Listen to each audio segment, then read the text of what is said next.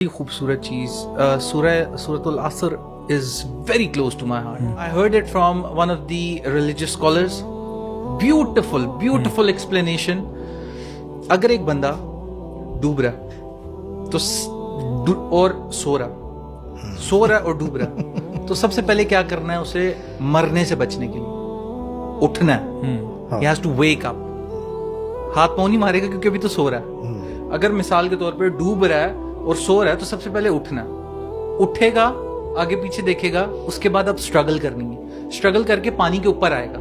پانی کے اوپر آیا، ایک دو سانس لیے اور نیچے سے اسے پتہ لگتا ہے میرا پاؤں کسی نے کھینچا. نیچے دیکھتا ہے تو اس کا پاؤں ایک چین سے بندھا ہوتا ہے اور چین اس کے کسی کزن کے ہاتھ میں ہوتی ہے مثال کے طور پہ، جو سو رہا ہے اور ڈوب رہا ہے. اب وہ اسے جائے گا، جگائے گا اور اسے لے کے اوپر آئے گا اور اس کو پتہ لگتا ہے کہ یار میرا پاؤں نیچے کسی اور نے پکڑا ہوا ہے. Series continue. تو اللہ تعالیٰ یہ ایگزیکٹ انالوجی ہے. اگر یہ آپ کو سمجھ آتی ہے تو تب تک یہ کب تک کرنا ہے؟ جب تک وہ آخری بندہ جس کے ہاتھ میں آخری سیکنڈ لاسٹ بندے کا پاؤں کی چین نہیں ہے تب تک اوپر جانا. تو سورۃ العصر میں اللہ تعالیٰ سمپلی ٹائم کی قسم کھاتے ہیں اور کہتے ہیں کہ والعصر ان الانسان لفی خسر. تمام انسان خسارے میں، تمام all of us are in loss. جب یہ ہو گیا اب اس کے بعد ڈوب رہے ہیں. فار ایگزامپل سب ڈوب رہے ہیں. اس لیے اتنی خوبصورت انالوجی ہے. الا الذین آمنوا، سب سے پہلے ایمان لائے، آنکھیں کھولی. اس کے جو اب اس کے ساتھ جو بندہ بیدار ہوتا ہے نا وہ بدقسمت نہیں ہو سکتا، کیونکہ اگر وہ واقعی اس کی آنکھ کھلی ہوئی ہے نا تو وہ بدقسمت نہیں ہے. اس کے ہاتھ میں بھی ہے بہت کچھ. الا الذین آمنوا وعملوا الصالحات. اب اسٹرگل کرے گا، اوپر آئے گا. تواسی بالحق، اور پھر دوسروں کو بھی بتانا ہے، نصیحت کرتے رہنا ہے. کب تک؟ تواسی بالصبر کے ساتھ.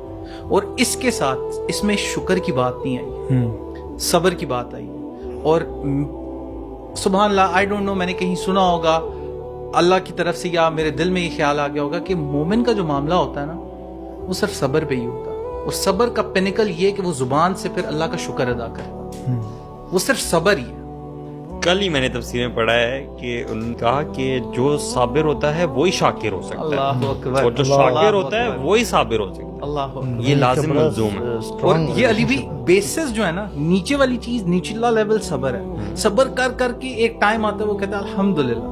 اور الحمدللہ کا مطلب اللہ کا شکر نہیں ہے، آپ اللہ کی تعریف بیان کر رہے ہیں، شکر کر رہے ہیں. آپ کسی کا شکر ادا کرتے ہیں، آپ کو کوئی چیز پاس کرتا ہے، آپ اس کی تعریف نہیں کریں گے، آپ تھینک یو کریں گے.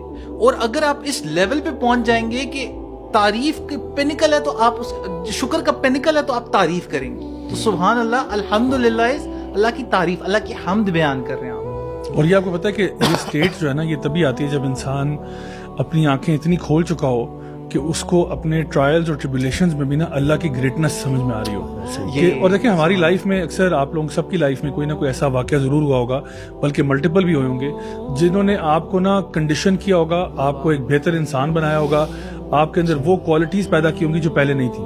So one of the greatest blessings of any trial or tribulation is that it makes you stronger than what you were before.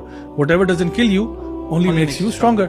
So آپ اس ٹرائل اور ٹریبولیشن سے نکل کے نا اللہ کے شکر گزار ہوتے ہو کہ اللہ actually I am thankful and grateful for the fact کہ I had to go through this.